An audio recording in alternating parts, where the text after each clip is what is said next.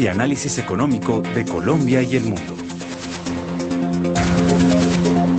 Muy buenos días a todas las personas que ya están a esta hora en sintonía de Javeriana Estéreo y también de las diferentes plataformas donde estamos en vivo con Primera Página, la información económica de lo que pasa en Colombia y en el mundo. Hoy, información de servicio. Recuerde que estamos en día sin moto y sin carro en toda Bogotá hasta las 9 de la noche, así que hay que anticipar los viajes en esta jornada. Y en los temas internacionales de las últimas horas, especialmente en Estados Unidos, algo que estábamos esperando era ayer el dato de Informe Nacional de Empleo, de ADP, un indicador clave de la variación mensual del empleo privado no agrícola. Estos fueron publicados y revelaron una cifra realmente muy preocupante para el mercado, casi que decepcionante. El número real de empleos creados se situó en 22.000. Estamos hablando que la cifra que se tenía prevista o lo que estaba previendo en el mercado era 46.000 empleos. Esta última cifra entonces no solamente no alcanzó a lo que se tenía previsto, sino que además quedó muy por debajo también de los 37.000 puestos de trabajo que se habían creado en el mes inmediatamente anterior. Este informe además está basado en los datos de nómina de aproximadamente 400.000 clientes empresariales en Estados Unidos y se considera además un muy buen predictor del informe de nómina no agrícola que revela al final el gobierno de los Estados Unidos. La variación de este indicador suele ser muy volátil, eso sí, se publica 2 días antes de los datos gubernamentales, lo que proporciona una visión anticipada del panorama laboral en este país. Una lectura superior a la que se espera suele considerarse positiva y de hecho alcista para el dólar en Estados Unidos, lo que indica un mercado laboral floreciente. Por el contrario, una lectura inferior a la que se esperaba se considera negativa o bajista para el dólar, lo que además tiene que ver con posibles recesiones económicas o preocupaciones más bien en relación a lo que pueda pasar con el tema económico en Estados Unidos. En este caso, la cifra real de 22.000 es significativamente inferior a lo que se estaba previsto, lo que sugiere un crecimiento del mercado laboral de Estados Unidos más lento de lo que realmente pueda estar dándose. Esto podría tener un impacto también negativo en el comportamiento del dólar para esta jornada, ya que los inversores y operadores lo interpretan como una señal de debilitamiento de la economía de Estados Unidos. Son las 6 de la mañana, 16 minutos. Saludo a esta hora a quien me acompaña desde los estudios de Javeriana Estéreo, Diego Palencia. Él es el vicepresidente de Investigaciones y Estrategia de Solidus Capital, banca de inversión. Muy buenos días, Diego. Gracias por estar con nosotros, por hacer ese esfuerzo con este día sin carro y sin moto. Bueno, hablemos de este informe que ha sorprendido un poco, es este primer dato del empleo en Estados Unidos, que además es parte de lo que también le hace seguimiento a la Reserva Federal cuando toma sus decisiones de política monetaria. ¿Qué esperar entonces? Porque lo que se estaba teniendo allí en el tintero era 46.000, pero esto fue casi que la mitad por debajo. Un gusto saludarte, un saludo a la mesa de trabajo, buenos días a todos los oyentes.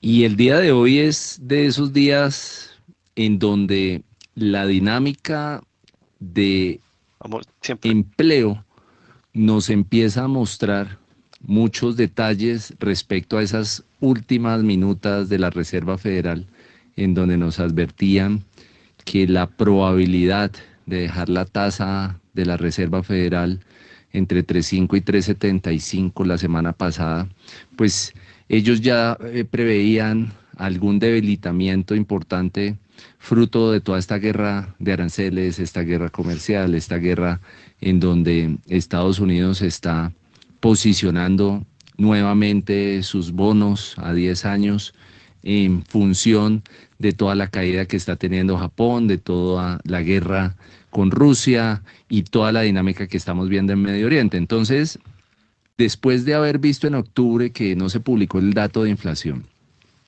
y ahora sumarlo con este dato decepcionante de empleo, y vamos a empezar a observar que Japón en los 2 últimos 3 días ha tenido un apoyo adicional, lo mismo que Argentina, respecto a demanda oportuna de bonos para tratar de contener el proceso natural que tiene una economía cuando se sobrecalienta. Entonces, estamos viendo ya el carrito viejo que su motor ya no está dando Haciendo y un que esfuerzo. está quemando aceite todo el que más puede. Y pues obviamente esto lo que está mostrando es que definitivamente se necesita un cambio de ciclo. Esos cambios de ciclo se llaman recesión y esas recesiones traen consigo un cambio de paradigma. Lo estamos viendo incluso no solamente en Estados Unidos, sino que lo estamos viendo en industria. Estamos viendo en la industria del streaming, estamos viendo en la industria de la telefonía celular, lo estamos viendo en la carros tradicionales a gasolina. Y cuando uno empieza a sumar el cambio y toda la posibilidad de cambio de la mayoría de sectores de la economía, pues nos empezamos a dar cuenta que hay una pérdida de eficiencia, una pérdida de competitividad y una pérdida de productividad que está pasando la factura. No sabemos exactamente cómo va a reaccionar los mercados respecto a esta dinámica porque no lo preveían y no lo tenían tan anticipado. Y esto es otro elemento que cambia para siempre el estudio de los mercados financieros, y es que cada vez la distorsión que se está dando en el análisis técnico y en el análisis fundamental de los mercados, pues está trayendo extremas sorpresas. En el pasado, Japón tenía tasas negativas. Hoy vemos a Japón con tasas positivas. En Y el alza. pasado, el activo refugio eran los bonos del Tesoro de Estados Unidos. Hoy es el oro. Y estamos empezando a darnos cuenta que antes cada país solucionaba su problema política monetaria y fiscal solito. Ahora Estados Unidos está interviniendo en Argentina, ahora Estados Unidos está interviniendo en Japón, ahora Estados Unidos está tomando una posición bastante interesante respecto al petróleo, no solamente en Venezuela, sino que estamos viendo que las negociaciones se están empantanando para mañana en Irán. Irán hace unos minutos acaba de secuestrar dos tanqueros que van a generar todavía más estrés a esta dinámica de esta noticia del día de hoy respecto a los empleos en Estados Unidos. Entonces, lo que tenemos que es empezar a cambiar el paradigma de en el momento, como decía Mario de Benedetti, cuando nos sabíamos todas las respuestas, nos cambiaron todas las preguntas. Entonces hay que tener mucha paciencia, mucha humildad y sobre todo mucha atención y monitorear los mercados financieros para enfrentarnos a esta dinámica. Esta dinámica de la que usted habla me llama la atención porque, claro, cuando se habla de recesión económica, menos empleo, también un poco menos de consumo, hay mucha preocupación y me acuerdo que el año pasado, en el 2025, con la llegada de Donald Trump, se mencionaba mucho esa inquietud. ¿Es para usted, es hacia allá, hacia donde vamos? Es un rezago, es que fíjate que cuando a uno pasa también aquí en Colombia con el dato de inflación, entonces Ujú. aquí hay una falsa percepción de que la inflación está bajando. La inflación no ha bajado. No hemos tenido inflaciones negativas. Y por esa razón, cuando vemos lo que está pasando en Estados Unidos y ese nivel de volatilidad que estamos teniendo actualmente, lo que demuestra es que no hay certezas de para dónde va. Y muy probablemente esa falta de certezas es lo que genera mayor volatilidad porque no podemos anticiparnos porque ya todos sabemos el final de la historia. O sea, ya hay un spoiler alert que se llama recesión y ya todos sabemos para cómo termina y cuáles son los elementos que la componen y cada vez esta película se parece y muestra los finales. El tema es, ¿la queremos implementar? ¿La queremos mostrar o simplemente queremos ganar más tiempo? Entonces, muy probablemente la estrategia es ganar tiempo y eso es lo que estamos viendo con Japón y con Argentina precisamente. 6:23 ya de la mañana. Nos acompaña también a esta hora conectado con nosotros el Edgar Álvarez, es director de inteligencia competitiva de Coasmedas. Edgar, estamos entonces analizando este resultado sorpresivo que salió en temas de empleo, por lo menos el informe nacional, que el indicador de variación mensual de empleo privado, que estaba muy por debajo de lo previsto. Para usted, ¿qué sensación le deja esto? ¿Hacia dónde vamos y qué esperar con las reacciones a propósito de este dato? Muy buenos días, Kiara, a Diego, a Primera Página, al equipo y a los oyentes. Sí, pues lo que está pasando ahora con el empleo en Estados Unidos es un enfriamiento real del mercado laboral. pues respaldado, como lo mencionan ustedes, por cifras oficiales, no por percepciones solamente. En los últimos meses, si uno estudia, pues realmente la creación de puestos de trabajo ha sido muy baja. Miles de empleo cuando en años recientes pues hablábamos de cientos. Y pues digamos que eso también ha sido pues un impacto desde el 2020 y pues todas las medidas de intervención por controlar de alguna forma con la política monetaria la inflación. Eh, la tasa de desempleo se ha estabilizado en torno de un 4% más o menos y hay un nivel moderado como de crecimiento. Yo creo que eso se explica por algunos factores concretos y pues refuerzo la idea que se mencionaba hace unos minutos y es que pues la política monetaria restrictiva de la Reserva Federal está ralentizando la contratación, ese es un efecto clásico económico.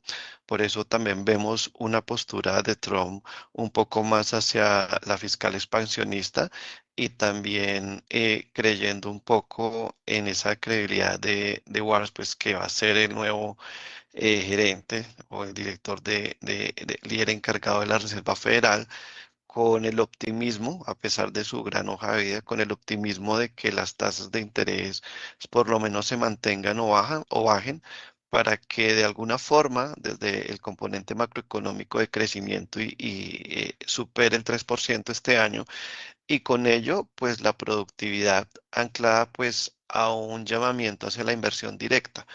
Eso desde el punto de vista de lo que espera el presidente Trump, pero lo cierto es que el empleo en Estados Unidos necesita de una dinámica no solamente de crecimiento, sino de competitividad, pues de perfiles profesionales. Y por eso está muy relacionado también, Kiara, con lo que vaya a pasar con la transformación de la inteligencia artificial y con lo que vaya a suceder del reemplazo de tareas operativas por automatizaciones más sofisticadas. No lograr una alineación con estas nuevas tecnologías representaría un desafío tal vez aún mayor y pues empieza en Estados Unidos, también va a pasar en China. Japón no ha logrado tampoco aumentar sus indicadores de empleo, eso es bien conocido. Y pues ahorita, pues con las medidas de SANAE, es posible que quieran apuntarle a eso vía, pues lo mismo, con una fiscal expansionista y pues la dinámica del consumo. Ahora, los mercados financieros, básicamente el New York Stock Exchange lo que ha hecho en estas últimas en estas últimas horas es leer muy bien la noticia y han habido descuentos importantes en las tecnológicas. Sobre todo lo que yo he podido observar es todo lo que son empresas de consultoría. Lo sé porque en mi unidad de inteligencia competitiva pues estamos monitoreando muchísimo lo que pase con el conocimiento de frontera y, por ejemplo, fuentes como Gartner y demás que nos ayudan a tomar decisiones, pero también vimos una caída muy grande de AMD y pues de todos los que están asociados pues a sus competidores de Nvidia. Así que el mercado lo está tomando, lo está descontando, es otra excusa para poder tener unas correcciones que pueden ser sanas, pero el componente macro de desempleo sigue estando allí y es importante pues mirar y revisar qué va a hacer el nuevo líder de esta Reserva Federal, Kevin Warsh, y si se cumple las expectativas de Trump de que mantenga o siga bajando tasas de interés. 6:27 minutos, claro, siguen reaccionando los mercados también a esta nominación que se hizo del señor Kevin Warsh y lo que pueda significar su llegada al Banco Central de los Estados Unidos, el más importante. Vamos ahora a conocer cómo se están comportando los mercados y cómo han estado reaccionando a en estas últimas horas. En Primera Página Radio, las bolsas del mundo. Iniciamos en Asia con una depreciación del yen hoy en 157 unidades por dólar. La bolsa de Tokio perdió un 0,88% y la de Seúl cayó un 3,86%. La depreciación del yen este jueves hasta el entorno de las 157 unidades por primera vez en 2 semanas ayudó a contrarrestar a lo largo del día las caídas en el sector de los semiconductores motivados por el mal desempeño de los títulos tecnológicos en la bolsa de Nueva York. Lastrado entonces o impulsado por los descensos del sector de tecnología y siguiendo el cierre mixto que se vivió en Wall Street y por la incertidumbre también de aranceles de Estados Unidos, el Nikkei, que es el principal indicador de la bolsa de Tokio, bajó este jueves un 0,88%, mientras que el Topix, que es el que agrupa a las empresas de mayor capitalización, tuvo un retroceso muy leve del 0,09%. El fabricante de vehículos Toyota, la empresa de mayor capitalización local, también registró una variación negativa del 0,51% tras varias sesiones que venía registrando al alza. En el sector de semiconductores, las caídas fueron generalizadas entre las principales empresas. Tenemos que Tokyo Electron cayó un 1,74%, Advantes un 4,81% y Disco un 4,36%. El índice de referencia de la bolsa de Shanghai estuvo registrando en esta jornada también una variación negativa del 0,64%, mientras que el Hang Seng de referencia en la bolsa de Hong Kong cerró con una ganancia del 0,14%, animado principalmente por el buen rendimiento de valores inmobiliarios, lo que ha sido como consecutivo durante esta semana. El índice que mide el comportamiento de las compañías de la China continental, el Hang Seng China Enterprises, sube levemente este jueves 5 de febrero, un 0,5%. Con Seúl y Washington inmersos en grandes tensiones comerciales ante las amenazas que ha hecho recientemente el presidente de los Estados Unidos, Donald Trump, de elevar los aranceles por el retraso de Corea del Sur, el Kospi, que es el principal indicador en la bolsa de Seúl, cae en esta jornada hasta un 3,86%. Aquí vemos como el tema arancelario sigue siendo allí de grandes tensiones y además de negociaciones y una estrategia muy importante por parte de Estados Unidos para lograr su cometido. El Kosdaq, que es el índice que agrupa a empresas tecnológicas principalmente y también de mediana capitalización, tuvo una caída del 3,57%, mientras que el sector de los chips, estamos hablando de Samsung Electronics, el valor o la principal firma de referencia local, registró una considerable pérdida en esta jornada, cayendo 5,8%, mientras que su principal rival, SK Hynix, sigue la tendencia del desplome mucho más. Estamos hablando del 6,44%, comportamiento que registra entonces en Asia, que se registra en Asia durante esta jornada de jueves, ya cerrando semana. 6:31 minutos, Diego Palencia. El año pasado veíamos, analizábamos y hablábamos mucho del buen comportamiento, sobre todo en el segundo semestre, que estaban registrando las empresas, las firmas tecnológicas y que estaban impulsando muy bien los máximos históricos en Asia, pero de pronto está cambiando un poco la dinámica en el 2026, o es muy prematuro hablar de un cambio de dinámica en cuanto a las tecnológicas. En finanzas corporativas tenemos que mirar muy bien algo que se llama el costo de capital. Y el costo de capital es la capacidad que tiene una compañía de poderse adaptar a la volatilidad propia que existe en un mercado.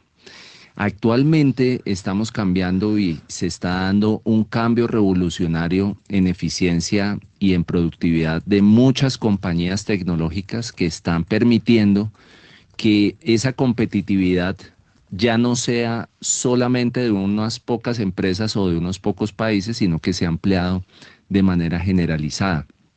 Eso implica que muchos de los procesos y muchos de los elementos y las tareas que antes se hacían de manera repetitiva, hoy las podamos hacer de una manera mucho más automatizada, ganando tiempo. Esa ganancia de tiempo hay que medirla en flujos de caja. Y esos flujos de caja lo que nos están demostrando es que cada vez compañía que no se adapte a la nueva dinámica de eficiencia y productividad actual, pues va a empezar a perder competitividad. Y lo estamos viendo en el sector automotriz, lo estamos viendo en el sector de manufactura automotriz, la estamos viendo en el sector aeronáutico y de fabricación aeronáutica, la estamos viendo en el sector agrícola, con toda la dinámica del cambio climático, lo que ha causado en el cambio radical de los precios de los productos, y en algunos momentos algunos países tienen ventajas, otros desventajas. Nosotros en Colombia tuvimos la ventaja con el café en el último año y medio, pero ahora vienen las vacas flacas, pero ahora Brasil está tomando posicionamiento y es extremadamente competitivo y va a hacer bajar mucho los precios, y esas variaciones lo que implican finalmente es que el mundo se está moviendo hacia mejores prácticas, pero esas prácticas hay que adaptarlas con mejores procesos. No solamente es tecnología, lo que nos estamos dando cuenta es que las empresas no están pudiendo implementar fácilmente la tecnología porque las inversiones son millonarias. Miremos el caso del sector financiero en Colombia. Los core bancarios, el núcleo principal con el cual funcionan los bancos, es necesario cambiarlo radicalmente, pero eso cambia el modelo de negocio inmediatamente. Y vamos a ver que competidores como Nubank están tratando de hacerlo, pero eso toma tiempo. En el sector automotriz, las eléctricas están tratando de hacer mejores baterías, pero eso toma tiempo. Y en el sector tecnológico, la situación es que hoy estamos viviendo inteligencia artificial 1.0, pero ya estamos empezando a ver la inteligencia artificial 2.0 con equipos cuánticos y con una física cuántica completamente diferente a lo que estábamos acostumbrados, y eso es un nuevo foco de investigación que va a cambiar también para siempre la manera en que estamos haciendo transacciones. Pero es muy similar, Katia, a lo que pasa con el dinero en efectivo. Todos queremos invertir, pero si la gente tiene efectivo debajo del colchón, no vamos a poder ser eficientes. Entonces lo que necesitamos es digitalizar esos medios de pago y volvernos más rápidos en la manera en que hacemos las transacciones. Ya no debemos ir a la panadería a comprar con el billete, sino que ya deberíamos estar tokenizando todo el sistema de panaderías, tokenizando todo el sistema de supermercados, pero eso todavía no está ocurriendo. Y si no ocurre, vamos a tener un choque en los próximos años que va a causar una desaparición de las compañías que no se adapten. Entonces, la conclusión es o nos adaptamos a esta nueva dinámica, o muy probablemente las condiciones de crecimiento de corto plazo van a ser complicadas, y las tecnológicas lo que están viviendo ya es una IA 2.0.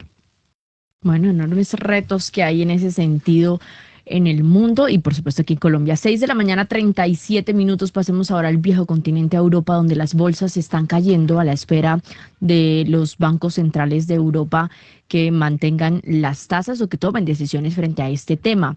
Dejando de lado el sector corporativo, los pedidos industriales alemanes tuvieron un aumento del 7,8% en el mes de diciembre en comparación con el mes anterior, superando así la expectativa de una caída que se tenía prevista del 2,2%. Los inversores además están pendientes en esta sesión de la reunión del Banco Central Europeo, de la que en principio no se espera que haya o que modifique las tasas de referencia, manteniéndolas en el 2%.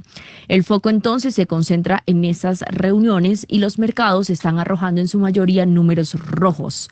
También otro dato económico: las ventas minoristas de Europa cayeron un 0,2% frente al leve avance que se había tenido también del 0,2% en el mes anterior. La debilidad del consumo es un termómetro directo del crecimiento y también plantea este resultado algunas dudas sobre la recuperación en Europa.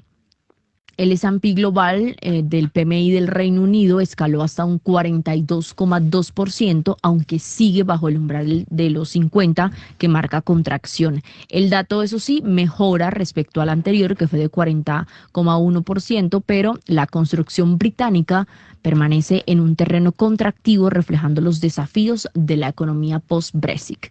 El euro se está depreciando un 0,03% frente al dólar y se cambia a 1,18 dólares. La apertura de la bolsa fue mixta, comportándose con una baja en el caso de la de Frankfurt, 0,79%, la de Londres, un 0,45%, la de París está cediendo un 0,09%, la de Milán, un 0,14% y la bolsa de España, 1,42% el comportamiento en Europa. Y a las 6 de la mañana, 32 minutos, vamos con nuestros aliados de Radio Francia Internacional porque hay nueva ronda de negociaciones, a ver si finalmente con la ayuda, con la intervención más bien de Estados Unidos, se logró un acuerdo para poner fin a la guerra entre Rusia y Ucrania, esto en Abu Dhabi.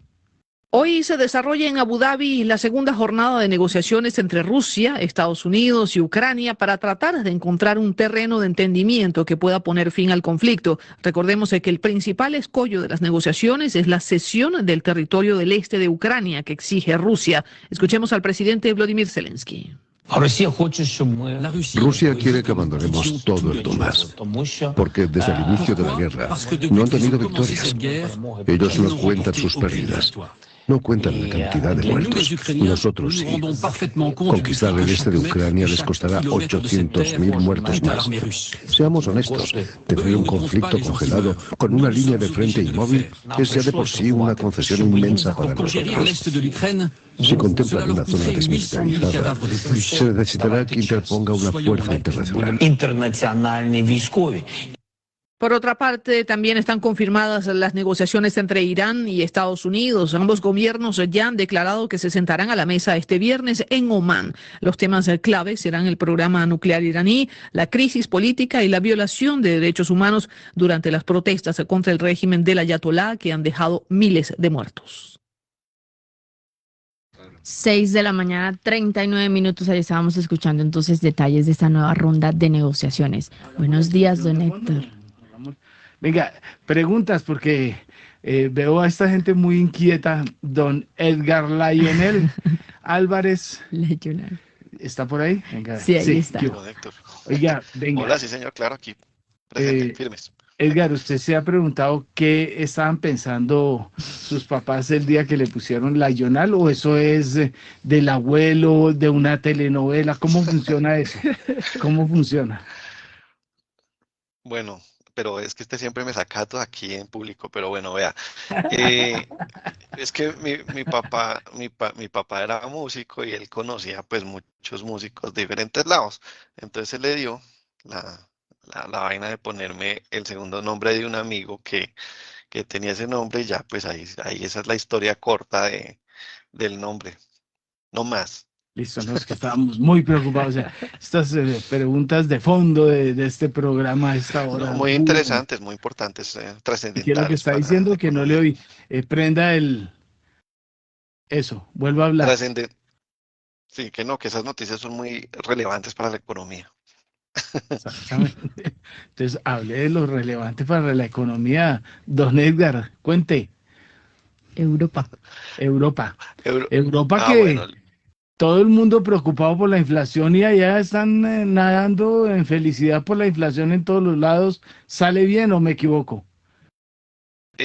Bueno, es que eso tiene dos lecturas, lo que está pasando en Europa, ¿no? Y alguna vez lo hablábamos acá.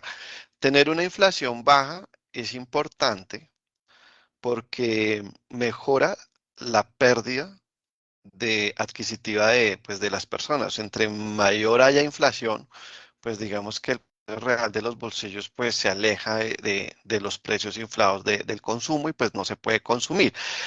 El problema es que también la inflación tiene otra lectura cuando es cero e inclusive cuando es menor. Parece ser que una inflación a cero pues nos da el datazo y nos sentimos un poco tranquilos, pero también significa que en el mundo en el que estamos hoy, pues realmente con el Bretton Woods y la llegada del dinero fiat, pues la inflación está muy atada también a la producción y al consumo, o sea que una inflación muy baja, y lo que está pasando en Europa también, no solo ya es un control de la inflación post pandemia, sino también es una economía como adormecida, porque no tiene grandes avances en productividad competitiva. Entonces, por ejemplo, está pasando en Alemania, que durante décadas fue el motor económico de Europa, y hoy enfrenta un escenario de crecimiento muy débil. Así que la inflación también demuestra eso. Después de 2 años de contracción económica, el país apenas logró crecer un 0,2%, imagínense, alrededor del 2025, evitando por poco una nueva recesión técnica. Y cuando no hay consumo y cuando los precios no suben y hay inflaciones inferiores a cero, pues también podemos hablar de recesiones, y cuando es muy prolongado, perdón, hablamos de depresiones ya económicas. Las proyecciones de la Comisión Europea y la Bundesbank apuntan, por ejemplo, a que una recuperación lenta, o sea, que una recuperación lenta en Europa podría ser como el escenario en los próximos 2 años. El crecimiento podría ubicarse, y nosotros pues lo tenemos estimado entre el 1 y el 1,2% en 2026, impulsado principalmente por gasto público, que es como la tendencia en este año, en infraestructura, defensa y consumo interno. Finalmente, pues en este contexto, el Banco Central Europeo está en una posición súper delicada, Héctor, porque la inflación en la eurozona pues ya se acerca inclusive en una tendencia por debajo del objetivo, que es el 2%. Y ahí se confirma un poco que se abre la nueva puerta de una política monetaria más flexible, que esa es como mi apuesta, y la fiscal expansiva para poder aprovechar los contratos que están haciendo con la Mercosur, y que cuando se firme, porque por ahora solo está en un papel, pues la relación comercial con India y Europa. Ojalá que con esa gran demanda de India, Europa logre traer pues mano de obra en todo el sector tecnológico, que es una de sus flechas y una de sus apuestas, y con eso pues mejore la productividad y ya no celebremos en Europa una inflación baja por una recesión, sino porque está controlada en una economía sana. 6 de la mañana, 45 minutos. De Europa nos vamos a Latinoamérica con una noticia de última hora. Última hora, en Primera Página Radio. Avianca ha anunciado la reactivación de los vuelos directos entre Bogotá y Caracas. Regresa la aerolínea a Venezuela de acuerdo con los itinerarios establecidos. El vuelo identificado con el código AB142 va a operar diariamente saliendo de Bogotá a las 7:40 con hora estimada de llegada a Caracas a las 10:40 de la mañana. Y en el sentido inverso, el vuelo AB143 va a despegar desde la capital venezolana a las 12:10 del mediodía y va a aterrizar aquí en el aeropuerto El Dorado a la 1:15 de la tarde. Con esta programación, la empresa busca restablecer un vínculo que se ha mantenido por más de 6 décadas de operación en el mercado venezolano. La decisión de retomar esta conexión se tomó tras una evaluación de las condiciones operativas y de seguridad aérea, un proceso que se llevó a cabo en coordinación con las autoridades aeronáuticas de ambos países. La reactivación contempla entonces frecuencia de vuelos diarios para facilitar el tránsito entre las dos capitales. Esto a partir del 12 de febrero, la próxima semana, regresa Avianca a Venezuela. Bueno, varias cosas. Estábamos hablando acá de... Bueno, hoy no, ni siquiera cabalgata, porque aquí ya no hay ni fútbol, ¿no? ¿Vio el potrero ese del Campín? No hay derecho a que hayan acabado así el Campín, pero bueno, entonces 3 fines de semana sin fútbol, cuando había la posibilidad de disfrutarlo muy bien. Entonces ahí está el asunto, no hacen las cosas al derecho. Qué rico que Bogotá, lo que decíamos ahora, ¿no?, fuera como la primera semana de enero, que siempre, que esto se puede ir y volver y sin ¿Cómo problemas. le fue? Cuéntenos. ¿En dónde? ¿O en Cartagena? No, acá. Porque lo de Cartagena sí fue tenaz. Olas de 4 metros, ¿no? Estaba en el Hay Festival o Hey Festival, como dicen allá. Entonces me tocó ver Cartagena 24 horas, aguacero templado, ¿no? Me tocó entrar a un almacén a comprar sombrilla en Cartagena, imagínense. No, ya toca chalupa. Sí, exacto. Y chalupa, exactamente. Es que se así, inunda así es. Pero el Caberán del estuvo centro Santa histórico. Marta, hoy hay Barranquilla 24 también. municipios de Córdoba inundados totalmente. Entonces, Santa Marta hasta encalló un buque, nada menos. Lo que son las playas cerradas, Cartagena estuvo cerrada hasta ayer. Bueno, muy complicado toda la situación con este frente frío y todo lo que ha pasado con el oleaje y demás. Pero bueno, venga, es que yo alcancé a oír su comentario sobre la necesidad de que nos volquemos sobre la tecnología y eso, y yo siempre alerto sobre otra cosa diferente. O sea, yo digo que así como estamos viviendo el invierno climático, en donde cada ratico hay cambios, o sea, lo primero que le decían a uno, aquí llovió una vez después de noviembre en Cartagena y de resto esta es época de no lluvias, entonces la gente estaba totalmente indispuesta con lo que estaba pasando, pero yo hablo del invierno tecnológico, porque vaya bien, vaya mal, me van a caer rayos y centellas, pero lo de Nequi no puede seguir pasando. O sea, esto no, uno hace mercado de 2 horas, llega a la caja y le dicen que no hay disponibilidad. Entonces, eso no puede pasar. Entonces, la invitación es a que uno vaya y esté listo a pagar con un medio digital, y no se puede. Entonces, eso no.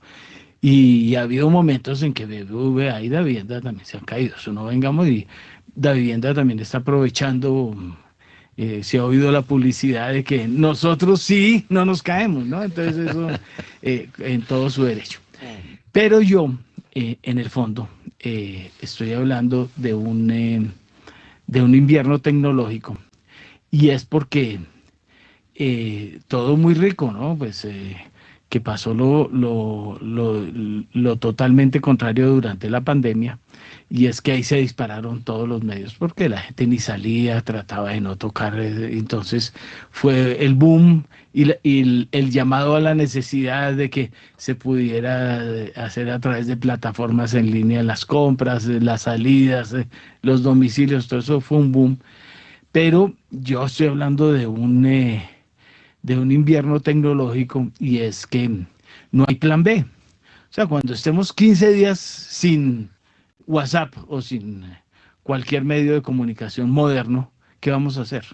O sea, yo tengo todavía instalado el teléfono antiguo, pero porque soy antiguo, ¿no?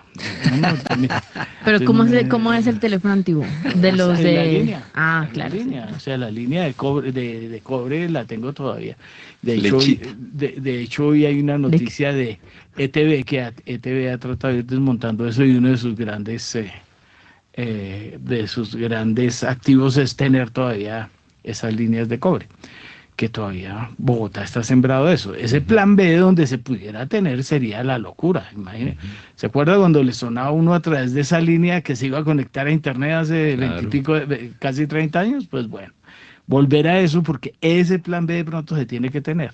Entonces yo estoy, mire lo que pasó en Cuba. Yo estuve el año pasado en Cuba. Entonces Cuba, pues obviamente que es un país atrasado en todos los niveles por todo el lío que está sufriendo, y ahora sí que peor, pues lleva 48 horas sin luz. Imagínese. Entonces, ¿cuál internet? ¿Qué le va a funcionar a usted nada de esto? Entonces no tiene usted dónde informarse, no tiene dónde hacer. Entonces, ese es mi plan B. Eso es lo que yo estoy hablando desde hace rato, que hemos venido desmontando. Yo no me he metido en las redes, yo voy todavía al banco y peloteo cuando me tienen media hora y una hora, porque parte de lo que han optado los bancos es aburrirlo a uno haciendo fila, ¿no? Entonces, aburrirlo haciendo fila es demorarlo para que uno tenga que acudir a la tecnología. Pero va uno, entonces, ya llevo 2 horas acá, no me atienden, y va y el cajero no está funcionando. Claro. Así de claro, así de claro. Entonces, vuelvo y digo, no tenemos plan B para la situación imagínense, cuando el problema no es solamente la comunicación tecnológica, que en Colombia, sigo insistiendo, es muy mala. Yo estoy en un punto en donde en la 100 con 15 de Bogotá, en donde ni ETV ni IFX Network, ese famoso que no sirvió para nada, ni Claro, dan un servicio óptimo. Cada ratico se caen, tienen problemas, es un lío. La llamadera, tengo canal dedicado de los dos, todas estas cosas. Un canal dedicado supuestamente no le falla a uno nunca en la vida. Pues allí falla todos los días y cada media hora en el asunto. Entonces, vuelvo y digo, esa es la falla tecnológica, pero haya el día que no haya luz. Total. Ese es uno de los problemas más complicados. Entonces, sigo insistiendo, pues vea, mire los problemas de lo que está pasando con Urrá, con todas las hidroeléctricas, por todo lo que está pasando en estas horas, cuando tengan que suspender la generación o lo que sea. Entonces, vuelvo, insisto, no hay un plan B, además hay cosas que están sucediendo. Hoy quería ver esto, vaya hablando don Diego mientras... Y fíjese que... Ay, también quiero hablar, Edgar, me parece. Listo. Y uno de los grandes problemas que estamos teniendo actualmente es que los procesos no están ajustados para la tecnología. Entonces tenemos un sistema bancario que está siendo atacado por nuevas fintech y por nuevas maneras de hacer las cosas mucho más eficientes, pero eso también implica que los modelos en donde antes en una caja te daban un recibo, ahorita ya no te mandan un recibo, sino que te mandan un mensaje de texto y ya no tienes el soporte sobre la transacción porque se supone que usted debe utilizar la tecnología, pero cuando vayamos a ver cuál es la posibilidad de mantener esa línea constante en el tiempo, empezamos a darnos cuenta que no tienen toda la infraestructura, que no tienen toda la capacidad, que no tienen plan B, C, D y E, y ahí es donde entran los nuevos competidores a cambiar un poquito la manera de hacer mercado, empiezan a cambiar la manera de la telefonía celular. Miremos que en este instante Millicom se está quedando con toda la infraestructura antigua que tenía Telefónica, Movistar, y eso implica que Millicom pues está haciendo una inversión gigantesca en tecnología que ya es antigua. ¿Cuál será el plan B y cuál va a ser el plan C que vamos a tener en telefonía celular ya en la era de telefonía satelital? ¿Qué va a pasar con la telefonía satelital y con toda la conexión satelital que se deben dar con las entidades financieras? Y eso es precisamente el siguiente nivel. Nos estamos quedando como muy en la conexión de cobre o la conexión por internet, pero es que ya estamos en la satelital. ¿Y qué se está dando en todo el sistema para podernos adaptar a esta nueva tecnología? Exacto. Bueno, bueno, Edgar, ¿qué quería decir? Es que tocó su merced un punto clave y también documentado en papers, o sea, eso es una realidad, mira, y es que se trata de transformación digital, que es uno de los temas que engloba y es cómo uno apropia esa tecnología, ¿no? Y fíjate que no empieza con la tecnología y así está en la literatura, mira, empieza con infraestructura, con personas e innovación, que básicamente es la cultura organizacional que adapte eso. También te lo digo pues porque tuve la oportunidad de liderar pues la app transaccional de Quasmeas, entonces estuve muy con ingenieros del Silicon Valley pues mirando y abordando todos esos problemas y mira que cuando se habla de transformación digital, muchas veces lo primero que uno piensa es en el software y que esa vaina sea estable, ¿no? Bancolombia no lo ha logrado.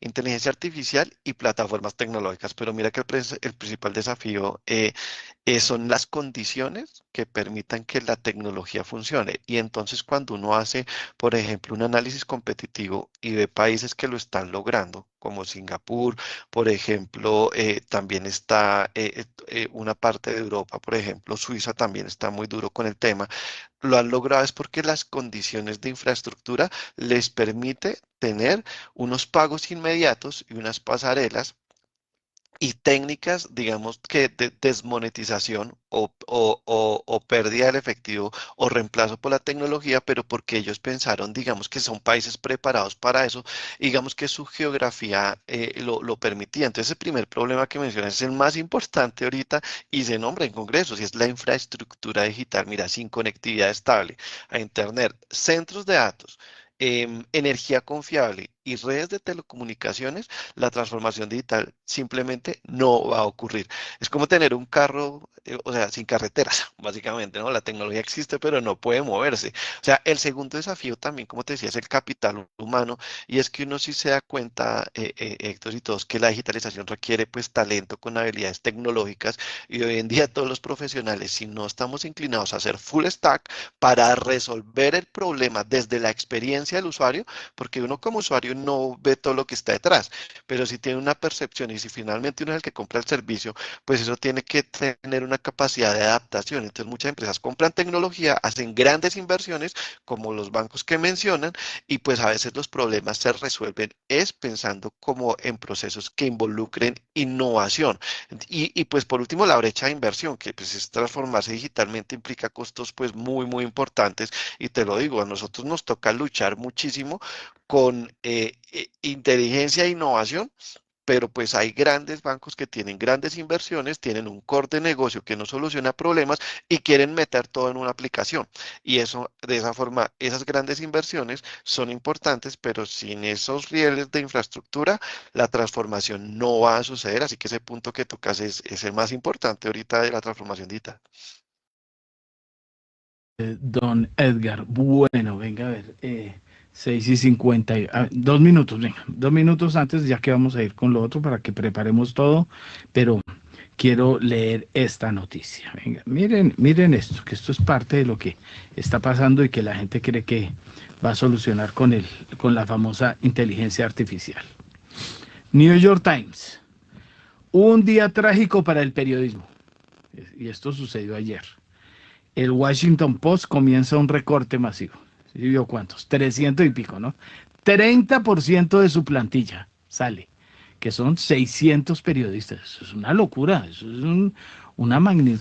¿Y eso por qué? Por creer que, como están creyendo muchos medios, que todo se lo está solucionando la inteligencia artificial, fusilando por acá, tienen 50 periodistas en una sala de redacción, todos mirando Google y las redes y mirando a ver cómo van a rellenar información.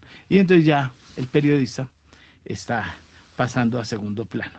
Entonces, aquí dice, el Washington Post comunicó el miércoles a su personal que iniciará una amplia ronda de despidos. Se espera que los cambios afecten la cobertura deportiva local e internacional de la organización. Según dos personas que, ¿por qué la internacional? Porque la internacional la están cubriendo los demás y no es sino tomarlo y sale. La empresa despedirá alrededor del 30% de sus empleados. Esto incluye a personas que trabajan en el área comercial y más de 300 de sus cerca de 800 periodistas. Imaginen la magnitud también de lo que están manejando. Y uno se queja con 18 periodistas. Según los recortes son una señal de Jeff Bezos, que se convirtió en una de las personas más ricas del mundo vendiendo productos de Internet, quien no ha descubierto cómo construir y mantener una publicación rentable en línea. Ese es el problema de los medios, ¿no? Y todos se dedicaron fue a fusilar, ¿no? Como las ladillas, que ahí deben de estar oyendo, ¿no? Agáchense porque ahí va, eso, agáchense. Bueno. Entonces, Murray explicó más en detalle los motivos en un correo, afirmando que el Post está muy anclado en una época diferente en la que éramos un producto impreso local dominante y que el tráfico de búsqueda en Internet, en parte debido al auge de la IA, ha caído a casi la mitad de los últimos 3 años. Entonces, todos se montaron el cuentico de las mediciones, las métricas, los algoritmos, las mentiras. Comscore, las ladillas dicen, Comscore, me están leyendo, yo no sé qué, los leen, pero ni en la casa, ¿no? Porque si leen primera página, ya para qué leen eso que es una fusilada. Entonces, Comscore, que no me sigan diciendo la mentira, y ya voy a cerrar para conectar a nuestras noticias actuales. Que no me sigan diciendo la mentira, que El Tiempo tiene 41 millones de lectores, ni que Semana tiene 35 millones. O sea, ¿de dónde salieron 75 millones de colombianos dedicados solos a leer Semana y El Tiempo? Entonces, esas mentiras los están llevando al colapso. ¿Por qué El Tiempo despidió a 35 periodistas y empleados hace 2 semanas? ahí está esto. Además, porque se van a pasar para otro sitio, van a reducir espacio, bueno, al menos salvaron la sede del tiempo, nueva rotativa, nueva inversión de 150.000 millones de pesos. Eso es plausible. Pero el contenido, yo les mostraba la semana pasada, 15 días después con una noticia que publicó 15 días antes, primera página, abriendo. Entonces, eso es, ya vamos a hablar de eso, pero vamos a las noticias. Vamos a ver si ahora sí podemos salir desde el canal, porque yo cogí taxi facilito, no sé por qué los demás no. ¿Será que yo soy rey o qué? Actualización de noticias y ya regresamos con más con nuestros analistas aquí en Primera Página Radio.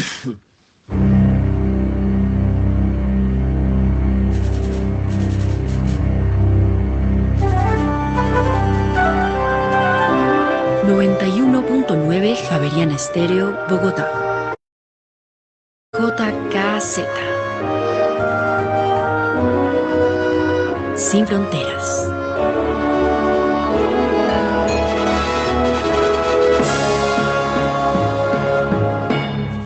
Vamos a aprovechar nuestros analistas y salieron minutas del Banco de la República, pues vamos con lo grueso, porque ahí están muchos de los mensajes de lo que viene con el afianzamiento de la política monetaria, la agresividad que viene más honda por todo lo que se deja entrever. ¿Cierto, Tamara? Venga a ver, ya está. ¿En Cartagena? Así es, Héctor Mario, buenos días. Estamos acá desde Cartagena, no sé si me oyen bien. Sí, exactamente, lo veo bien. ¿Desayunando ya? Ya terminando de desayunar. Que bueno, ya sobre las 8 va a empezar el Congreso de Tesoreros que organiza Sobancaria, y que pues en el arranque del Congreso pues tiene el panel fuerte, donde está el gerente general del Banco de la República, Leonardo Villar, donde está el superintendente financiero César Ferrari, donde está el presidente de Sobancaria, Jonathan Malagón, y donde también está el director de crédito público, Javier Cuellar. Entonces ese panel pues concentrará la mayor atención de la jornada de hoy, y seguramente pues saldrán muchas noticias de este primer panel. Y como lo decía Héctor Mario, pues sí, ayer salieron las minutas de política pero monetaria. Venga, sáqueme de una duda. ¿Llegó sin el viejito? Llegamos sin el viejito. Que bueno, a último momento se bajó del avión. Bueno, a uno le toca bajarse del bus, él se baja del avión. Bueno, exactamente. Bueno, entonces cuénteme minutas del Banco de la República y vamos a mirar qué dijeron. Pues, Héctor Mario, la noticia, digamos, más relevante que se dio en estas minutas de política monetaria es que el grupo mayoritario, recordemos, compuesto por los 4 directores que pidieron elevar la tasa de interés en 100 puntos básicos, aseguraron, en primer lugar, que la trepada que tuvieron las expectativas de inflación luego del anuncio del incremento del salario mínimo en 23%, que fueron entre 200 y 250 puntos básicos, ese incremento de las expectativas a un año, hicieron que la tasa de política monetaria, que venía siendo restrictiva, pasara a terreno neutral si se mide a través de estas expectativas. O sea, si a la tasa de política nominal se le restan las expectativas de inflación, la tasa ya no era contractiva, sino era neutral. Por eso se hizo necesario ajustar de forma importante en una primera instancia la tasa de política monetaria, en este caso 100 básicos. Pero lo llamativo es que dicen este incremento no es suficiente para encauzar la inflación hacia la meta, es decir, que a pesar de que se ajustó en 100 básicos, las tasas deberán seguir subiendo en las siguientes reuniones para encauzar la inflación hacia la meta de 3%. Recordemos que los pronósticos del staff del banco es que la inflación cierre este año en 6,3% y el próximo año en 3,8%, aunque esta probabilidad de una inflación por debajo de 4% el próximo año es menor al 50%. El grupo que votó por bajar las tasas de interés en 50 puntos básicos, que fueron 2 codirectores, en este caso aseguraron que incrementar la tasa de interés en el actual contexto, donde hay un buen dinamismo de la demanda interna, donde el ingreso de los hogares viene subiendo en términos reales, donde se viene recuperando el sector productivo, pues ocasionaría presiones inflacionarias por la contracción que podría tener las tasas de interés en la producción nacional. Y finalmente, la codirectora, en este caso, que votó por mantener las tasas de interés, aseguró, digamos, que prefería esperar a ver cuál es el impacto del incremento del salario mínimo en una economía que se podría reorganizar hacia un modelo, digamos, con márgenes más competitivos y ahí sí evaluar la pertinencia de elevarlas o reducir la tasa de interés. Según esta codirectora, pues el incremento del salario mínimo no necesaria y de las expectativas de inflación, por consecuencia, no necesariamente se va a transmitir a la inflación si se hace esa recomposición de la economía, porque dice todavía hay margen para aumentar los salarios sin restar, digamos, de forma importante ganancias empresariales que dicen se vienen rezagando en el pasado reciente, donde las ganancias empresariales eran importantes, los salarios no crecían tanto y que hay un margen ahí para achicar eso sin que tenga, como dice la codirectora, pues presiones sobre la inflación, pero eso hay que verlo, por eso pidió mantener la tasa de interés. Entonces, Héctor Mario, estas fueron las tres posiciones de la Junta del Banco de la República, de los miembros de la Junta del Banco de la República en la pasada reunión, y lo más importante, y el mensaje más importante es eso, van a seguir subiendo las tasas de interés porque el grupo mayoritario, que se seguirá imponiendo en las próximas reuniones, pues considera que ese ajuste de 100 básicos no es suficiente para encauzar la inflación a la meta del 3%. Listo, vamos ¿Y hoy que no está lloviendo? ¿Mejoró el clima por allá? Mejoró el clima desde ayer. Ayer un atardecer bonito, no llovió en la noche y hoy amaneció algo nublado, pero ya salió el sol, como pueden ver acá. Entonces el problema era yo, me vine yo y la cosa mejoró por allá. Bueno, listo, entonces vamos con nuestros analistas, hagamos una medición del frío, veamos a ver si por Chicago está todavía el frío. Me tocó ver fotografías, fuentes de agua en Orlando. Congeladas, exactamente. Don Nelson Vera Concha, cuénteme, ¿cómo está el frío? Si ya salió esta madrugada con pala a mover la nieve, ¿cómo le ha ido con este frente frío en Estados Unidos? Bueno, en este momento no estoy en Chicago, pero sí se tuvo un frente frío bien complicado, temperaturas por debajo de los -20. En estos días estuvo congelado tanto el río como el lago. En el día de ayer se comenzó hasta ahora a descongelar el río, el lago no todavía, pero pues sí, ha sido un invierno complicado. Bueno, y entonces pasemos de ese helaje a lo que está pasando con el Banco de la República. Bueno, pues el tema del Banco de la República lo hemos venido mencionando durante buena parte del último semestre y es un mal precedente la discusión que no es conceptual, que ha venido quedando plasmada mes a mes en las minutas del Banco de la República. Esto no es nuevo, pero pues evidentemente el tema del salario mínimo pues fue la gota que rebosó la copa. Y acá lo que hemos venido nosotros mencionando es lo siguiente. Dado que la credibilidad en el anclaje de las expectativas de inflación es el activo más importante de un banco central, por ejemplo, acá el gerente Powell, ante cualquier embate contra la independencia, bien sea del Ejecutivo o del Congreso, siempre dicen acá no tenemos en cuenta ninguna consideración política, sino en complejos ambientes de incertidumbre de la política monetaria, tratamos de tomar las decisiones eminentemente basadas en datos y criterios técnicos. Eso implica que tanto en sus discusiones como en las minutas que reflejan esas discusiones, usted tiene que asegurarse como órgano colegiado que usted está discutiendo sobre lo conceptualmente razonable. Le repito, sobre lo conceptualmente razonable. Aquí en los Estados Unidos hay discusiones conceptuales válidas. ¿Qué tanto grado de traspaso se da entre la política arancelaria a la inflación? Una cosa es un choque de una sola vez en precios relativos. Si eso se transmite en inflación, que es un incremento persistente en el nivel general de precios, es una cosa diferente, es una discusión válida. ¿Qué tanto podrá tener como un choque positivo por el lado de la oferta los temas de mejoras tecnológicas y inteligencia artificial que aún no se han dado? Eso es una discusión conceptual válida. ¿Qué tanto se está ampliando el mercado laboral, donde se tiene un equilibrio un poco raro de bajos despidos, pero también baja contratación y relativa estabilidad de niveles bajos del desempleo, es una discusión válida. Y en toda esa discusión conceptual válida, el Fed ha optado por reducir la tasa de interés en 75 puntos básicos durante el último mes, ¿no? Eso es válido. ¿Qué se sale de una discusión razonable dentro de un banco central? El mal precedente que se ha sentado durante los últimos 6 u 8 meses, que le repito, no son opiniones, sino que han quedado escritas en las minutas del Banco de la República. ¿Qué se sale de lo razonablemente conceptual?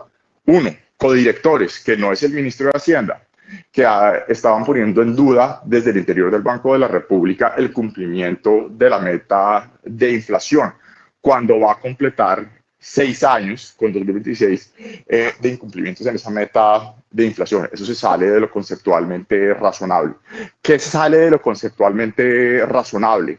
Aparentar como si el Banco de la República o cualquier banco central, dado su angosto calce entre sus herramientas monetarias, tasas de interés bajo esquemas de inflación objetivo, pudiera tener otra afectación en metas diferentes a la inflación, bien sea porque usted está muy interesado por los temas de, comillas, cambio climático, bien sea porque usted está interesado por, comillas, los temas de distribución del ingreso, que hoy ni siquiera los llamamos así, sino que hemos traducido lo peor del progresismo acá de los Estados Unidos, y lo llamamos equity, y entonces se llama equidad, que no es razonable conceptualmente andar opinando sobre la composición sectorial por el lado de la oferta, no importa usted qué tan antagonista sea contra el sector minero energético, que no es razonable conceptualmente. Decir que un choque de 200 puntos básicos en las expectativas de inflación es un canal mezclado en una curva de Phillips con la brecha del producto, que es lo que estaba recién mencionando Daniel, que no es razonable conceptualmente decir que simplemente tenemos que tener la tasa de interés estable ante un choque en esas expectativas de inflación y un choque en el salario mínimo de esa magnitud, porque el banco debe estar pendiente del enfoque redistributivo y un gran etcétera. Entonces, creo que mal se había hecho en hacer esperar la respuesta institucional del banco, que afortunadamente se ha dado este mes en las publicaciones propias del banco. Creo que el compromiso renovado de la Junta como un todo que se dio el mes pasado, creo que el cierre de diciembre, con la meta de inflación es una buena noticia, y le repito, es la vacuna contra esos malos precedentes que se han dado, pero infortunadamente esas discusiones ya se dieron. Creo que también es muy importante el mensaje que trae el último informe de política monetaria, que trae 2 temas muy puntuales pero muy importantes.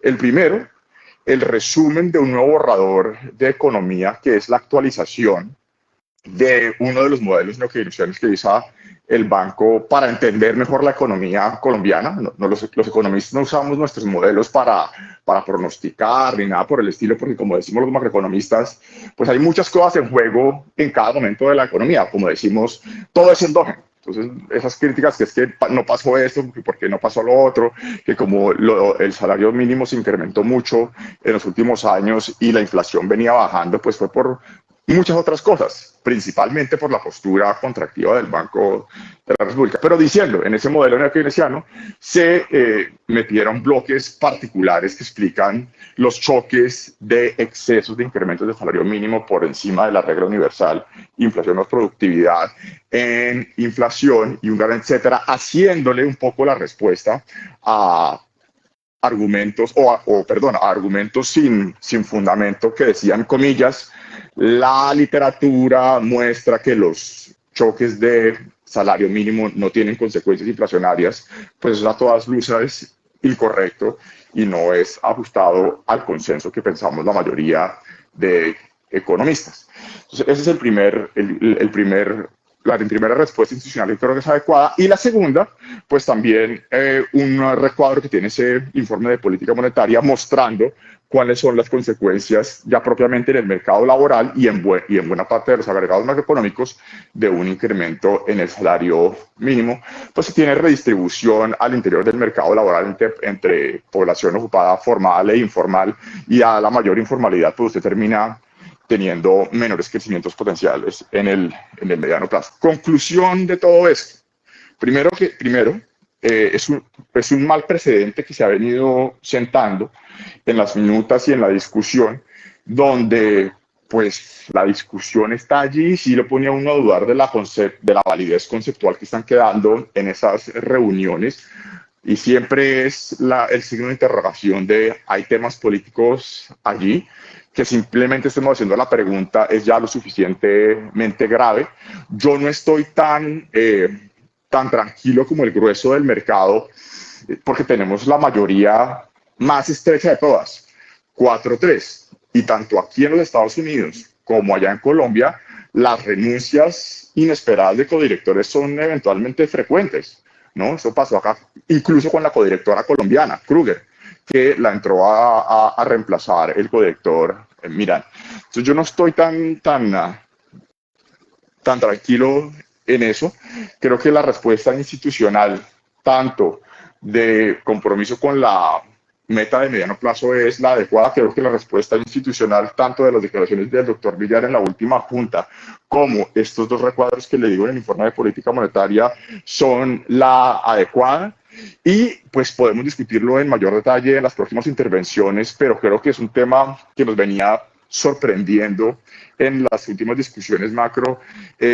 Mire, dado que no hay opción diferente a ser lo suficientemente contractivos en la postura de la política monetaria, pues usted tiene que ser o asegurar ese reencuentro inflacionario, y no me sorprendería que la tasa repo sobrepase este año el 11.5, acercándose al 12%, porque si bien las expectativas de nosotros los analistas, porque esa es la primera lección, las expectativas de quién saltaron del 4,5 al 6,5 mal contado, cuando los propios empresarios y los hogares comienzan a ver la inflación de enero, febrero, marzo, y cuando comiencen a ver la presión de costos cercana al 20%, porque si los costos laborales son el 80% de sus costos y salen al 23% nominal, 17% real, pues a mí no se me haría extraño que las expectativas de inflación se desanclaran aún más, y eso requiriera aún más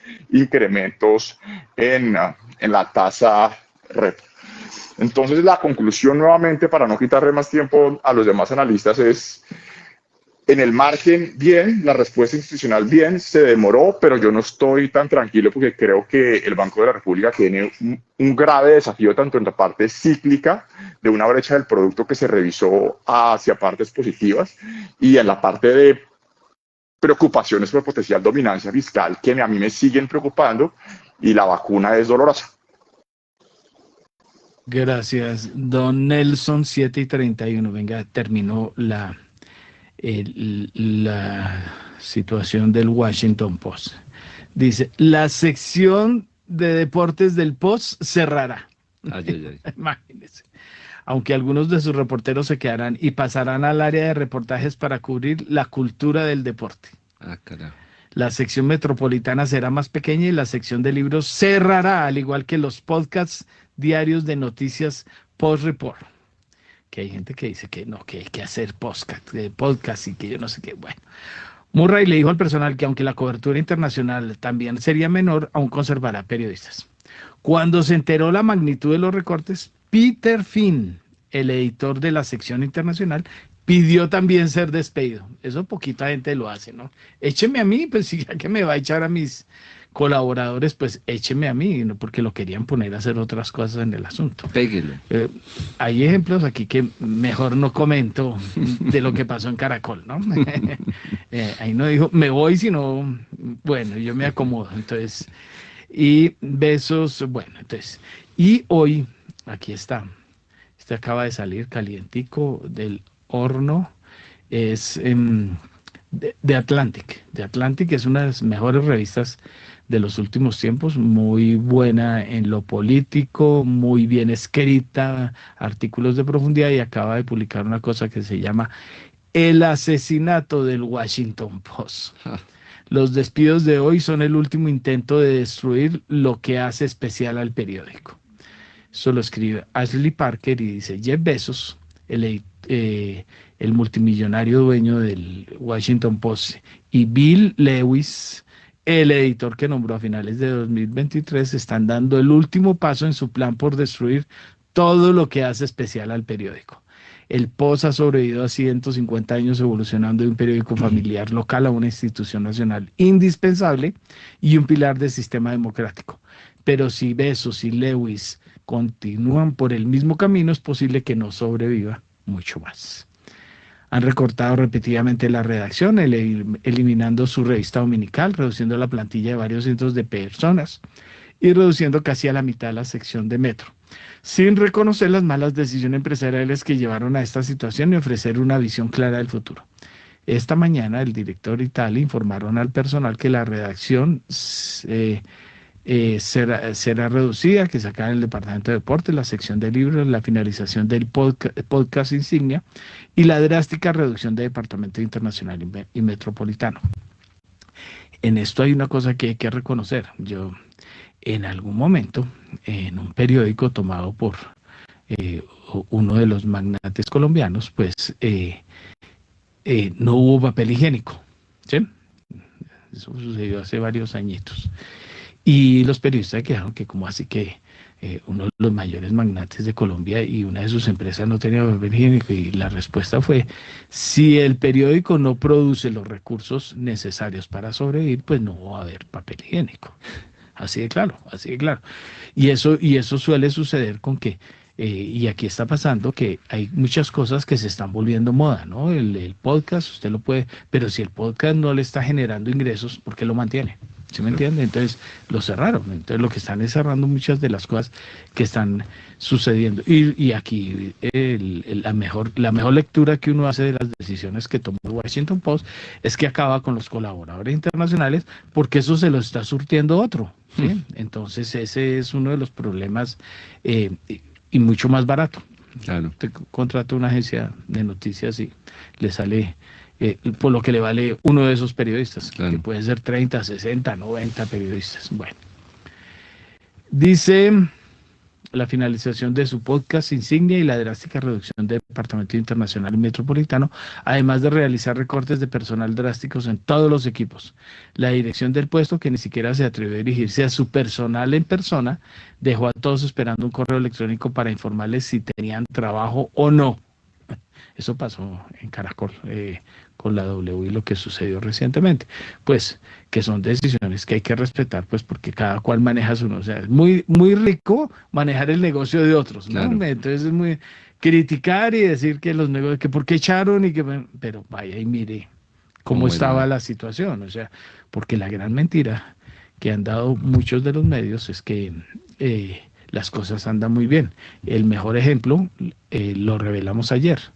Se publicaron los datos de la inversión publicitaria y el año pasado cayeron. Caída otra vez. Libre. Entonces, exacto, lo que ha pasado en los últimos años. Entonces, si eso es lo que va, y estamos...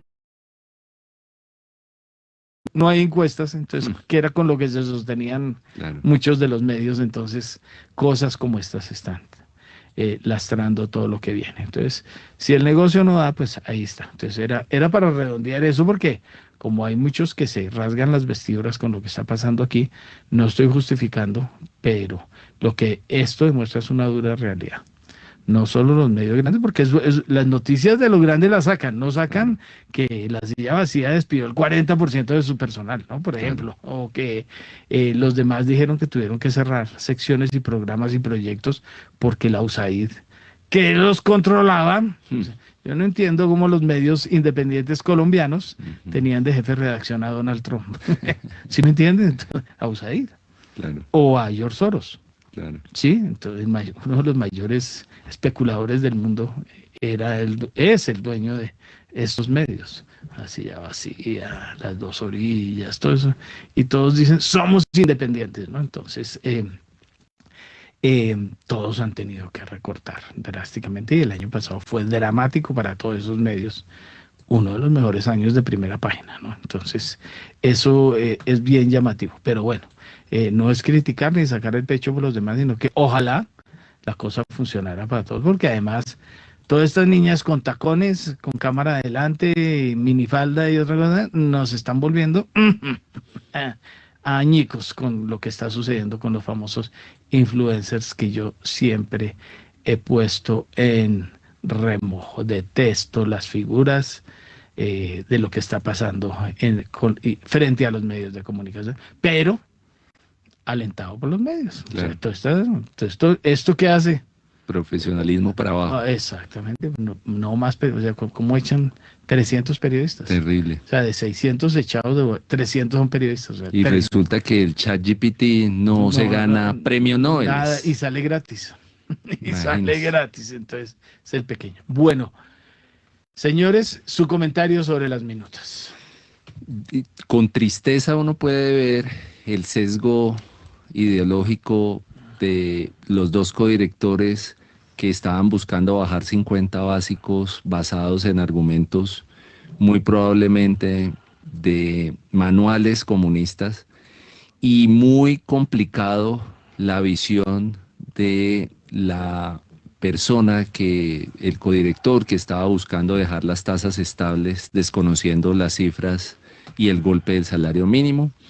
Pero definitivamente tenemos institucionalidad y vemos que tanto el gerente del Banco de la República como 3 codirectores, en pleno uso de sus facultades constitucionales, pudieron debatir con cifras, hechos y datos, un equipo técnico del Banco de la República mostrando la realidad del impacto que se está teniendo en el costo de capital. Estamos viendo la claridad con la cual se hicieron las preguntas. Incluso fue muy interesante todas las preguntas de los periodistas durante la rueda de prensa, porque fueron contundentes, hablando de la curva de rentabilidad, hablando de los test, hablando de toda la dinámica del endeudamiento y el falso sentimiento de que estamos disminuyendo la deuda y que tenemos mejores tasas en dólares y en pesos, lo cual es completamente contrario a la realidad.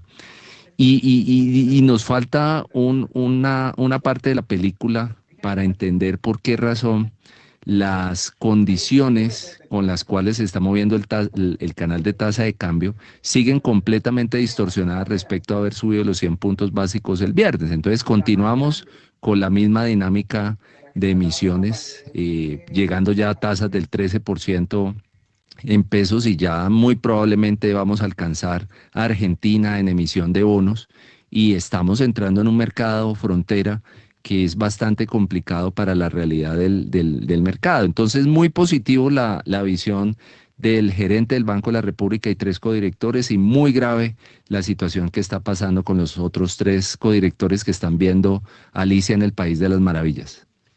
Gracias. Bueno, oye, aunque me regañó por entrar en temas baladíes, don Edgar Álvarez, cuénteme qué es lo que piensa de lo que estamos hablando. Sí, señor. Bueno, a ver, no, pues es que ya Nelson y Diego, pues en general explicaron el fenómeno y está Chao, muy Edgar. bien está muy bien resumido, pero déjeme terminar. Bueno. Está muy bien resumido, pues, está bien resumido, pero no es una excusa. No, el aporte, a ver, el aporte es el siguiente, pero también para Daniel Támara, y es, vea, hay un fenómeno que pasó en 2025.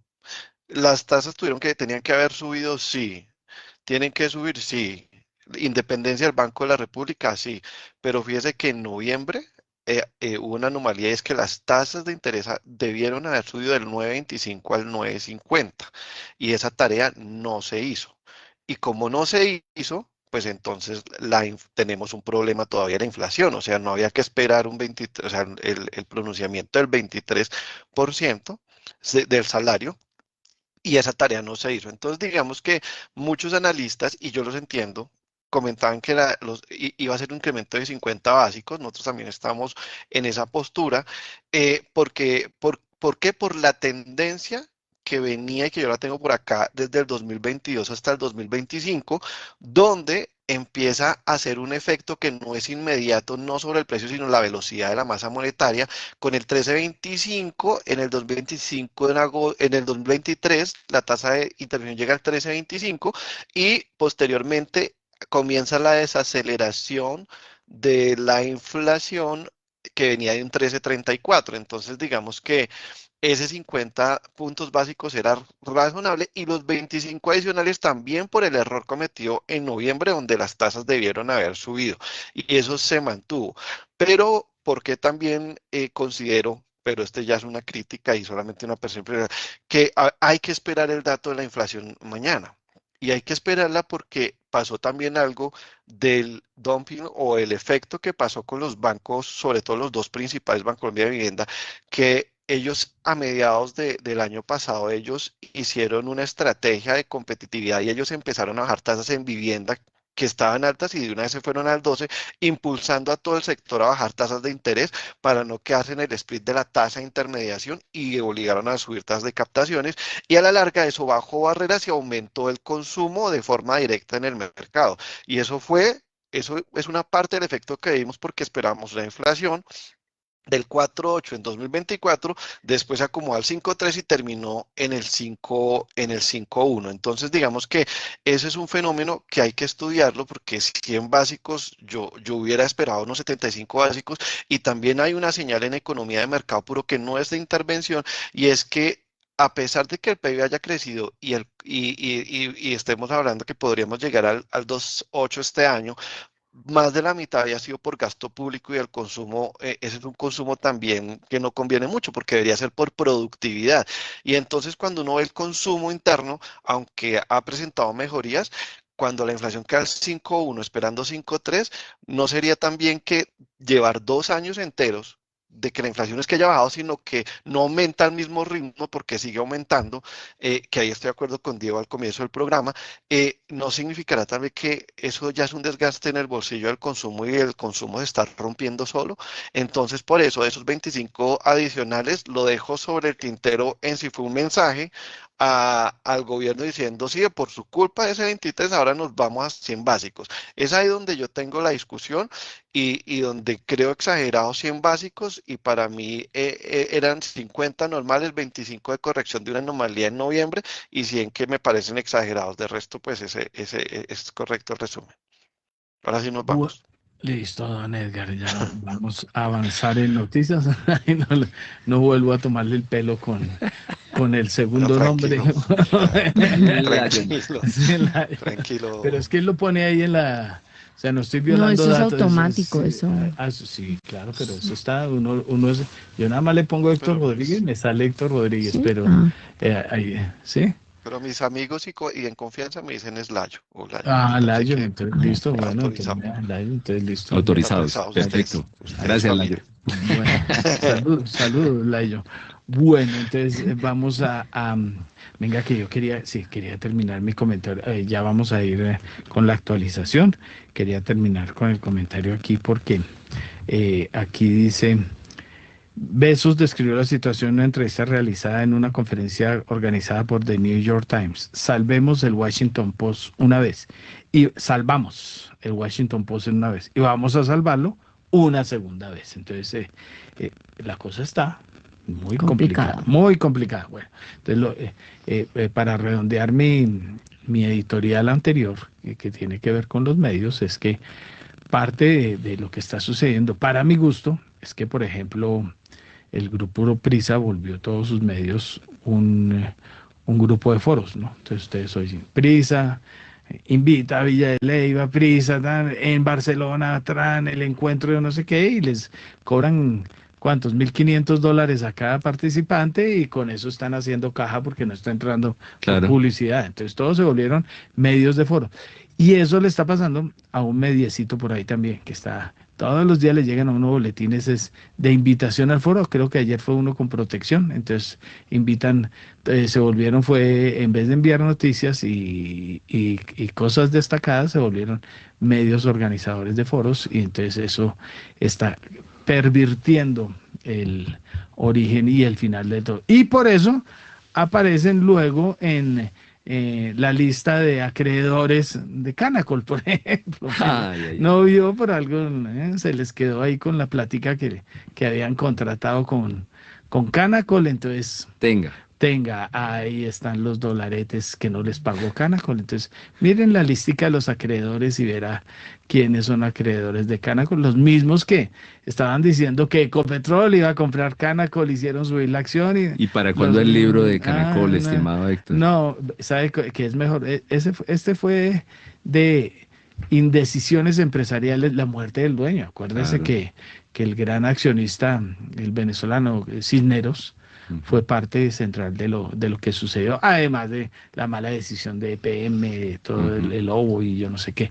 Pero no, la historia es esta vagabundería de Pacífico Rubiales, y lo que va a pasar si vuelve y triunfa, por ejemplo, un señor como de Las Priella. O sea, eso sería el acabose de este país. Abelardo de Las Priella es... o sea, ¿cómo será que preferiría yo a Gustavo Petro? O sea, ¿cómo sería? O sea, lo otro, o sea, es que esta vagabunde, mire parte central del debate que hay en los últimos días sobre la justicia en Colombia.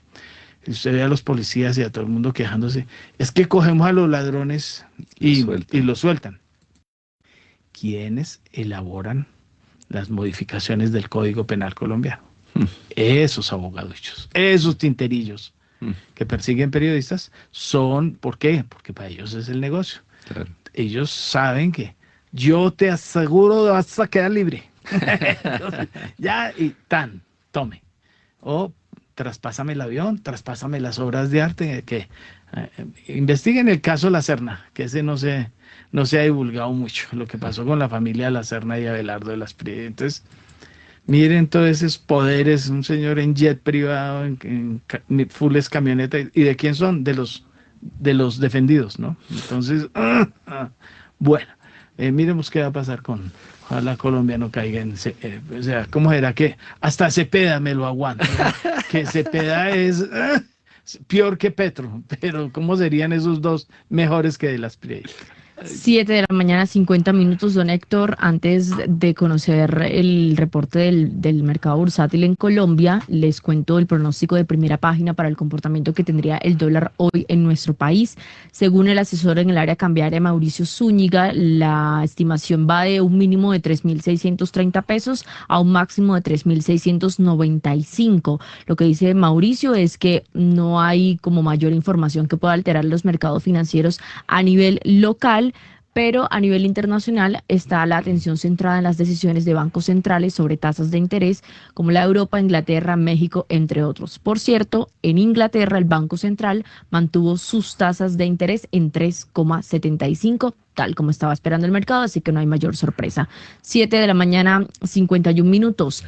Pay consolida su escala y relevancia en el mercado inmobiliario colombiano, con más de 10 billones de pesos en activos bajo administración, una base de 8.888 inversionistas y 1.502 arrendatarios. Pay reafirma su posición como uno de los principales vehículos de inversión inmobiliaria del país, con un portafolio diversificado y operación eficiente. En Primera Página Radio, las acciones de Colombia.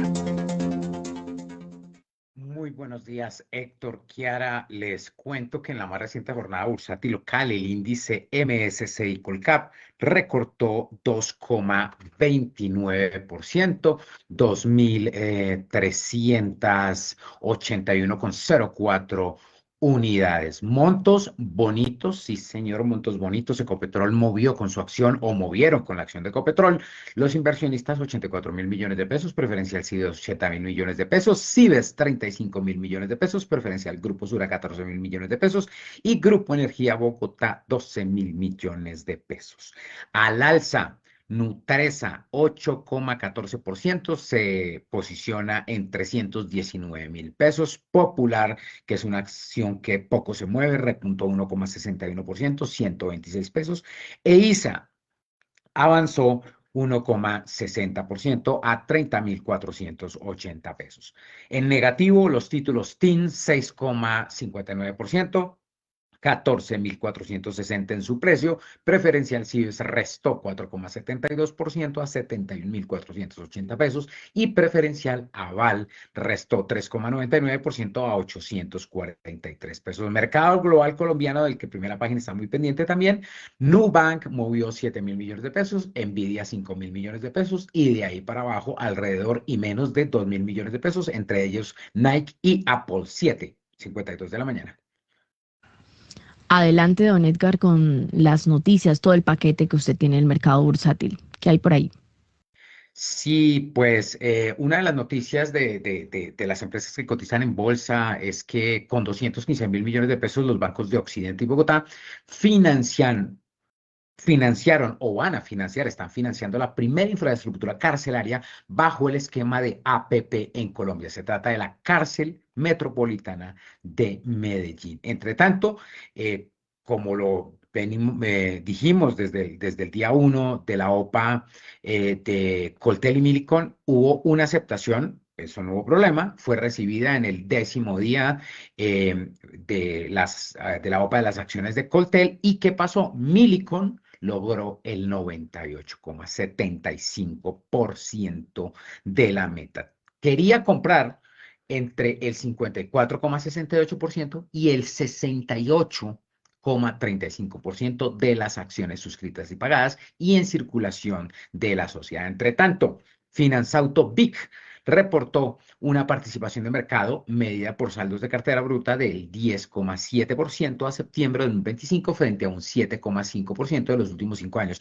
Pero como a Héctor Mario le gustan algunos temas, también le cuento que BRC Ratings en este informe subió la calificación de deuda de corto plazo a BRC1 más, desde BRC1 de Finanzauto BIT. Adicionalmente, Argos, pero el área de cementos desarrolló 333 nuevos productos de concreto y redujo las emisiones de CO2 en 23.200 toneladas. Y Sura Investment realizó ayer un evento con inversionistas, proyecta un PIB de 2,6% para 2025, 2,7% para 2026, todo esto en medio de unas presiones inflacionarias. Mauricio Guzmán, quien es uno de nuestros analistas y es el head de estrategias de inversión de la firma, señaló que el aumento del salario mínimo elevó las expectativas de inflación a 6,4% para 2026 y que el Banco de la República, dijo Guzmán, podría incrementar las tasas entre 100 y 150 puntos básicos adicionales. Adicionalmente también, y por último, Bancolombia prestó en 2025 3,7 billones de pesos para construir unas 58.000 viviendas. Estos fueron algunos de los titulares de las empresas que cotizan en la Bolsa de Valores de Colombia o que tienen inscritos valores en la plaza bursátil local, 7:55 de la mañana. Mil gracias, don Edgar Leyton. Muy completa la información. Pues aprovechemos y vamos con Rolando. Ya hubo noticia de la SIC esta mañana con los precios de la gasolina. Redondiela y cuente historias. Por ahí vi una muy buena de España y Transportes Vigía, la famosa empresa que anda con niñeras por todo el país. Cuente las historias, don Rolando.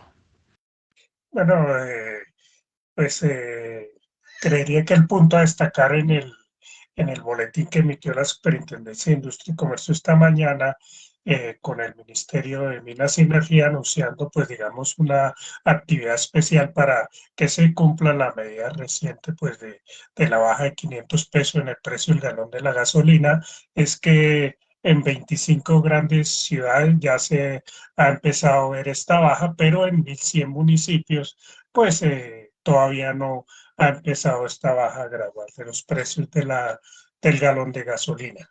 También para destacar respecto a la movida del grupo español Verge en Transportes Vigía, pues hay una compañía aquí en Colombia que ellos compraron hace algunos años y se llamaba actualmente Verge Vigía y que se dedica al transporte de vehículos, en lo que conocemos como las niñeras, estos camiones que transportan desde los puertos al interior del país y los vehículos importados. El grupo español compró el 49% que no tenía en esta compañía y de esta manera pues amplió su participación en una de las empresas pues antiguas en este sector del transporte.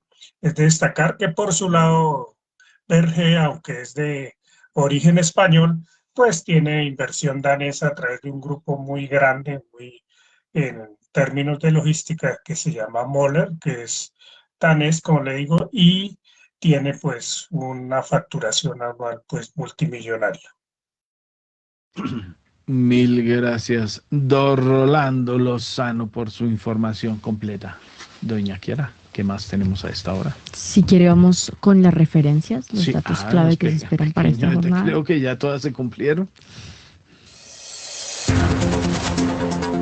En Primera Página Radio, las claves de la jornada. A las 7 de la mañana, 58 minutos, se espera que el Banco Central por el lado de Europa mantenga los tipos de interés sin cambios en el 2% por quinta sesión consecutiva, pero la fuerte caída de la inflación de la eurozona en enero podría generar un poco de preocupación entre los responsables políticos. Se publicaron y se esperan reacciones de los datos de principio de esta semana de la inflación del IPC de la eurozona, que se redujo 1,7% interanual en enero frente al 1,9% del mes de diciembre.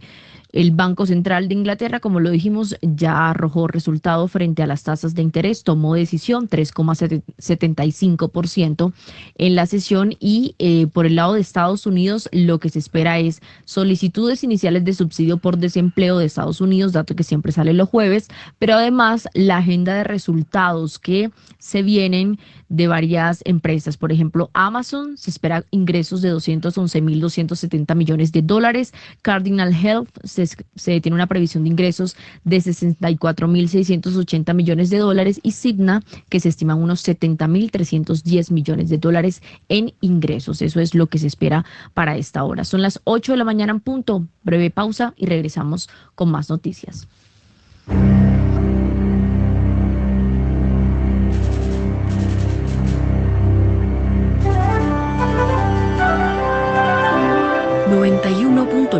Javeriana Estéreo, Bogotá. HJKZ.